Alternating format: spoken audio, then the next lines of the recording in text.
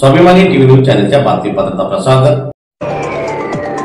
धुळे तालुक्यातील निमगोड गावात अवकाळी पावसाने घातल्या थैमान, वीज पडून 2 गायींचा झाला मृत्यू। निमगोड परिसरात काल सायंकाळी झालेल्या अवकाळी पावसाने शेतकऱ्यांचे मोठे प्रमाणात नुकसान झालेले असून वादळी वाऱ्यासह आलेल्या जोरदार पावसामुळे शेतकऱ्यांच्या शेतातील मका हा पूर्णपणे जमीनदोस्त झाल्याने शेतकऱ्यांचे यामुळे मोठे आर्थिक नुकसान झालेले आहे।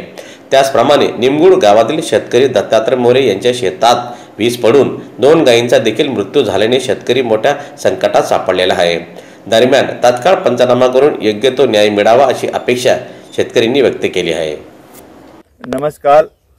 काल संध्याकाळी निमगोड परिसरात पाऊस वारा वावदन हे मोठ्या प्रमाणात झाल्यामुळे काय या परिसरामध्ये बऱ्याच शेतकऱ्यांचा गहू, हरभरा किंवा मक्का काढणीस सुरुवात होत होती। ऐन तोंडावर एक आपला घास आलेला असताना या रीतीने फार मोठ्या प्रमाणात असं शेतकऱ्यांचं सुद्धा नुकसान झालेलं आहे।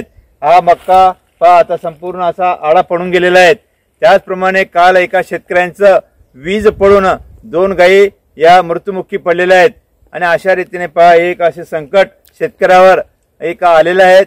तर याची सुद्धा आपण सरकारने दखल घ्यावी ही नम्र विनंती।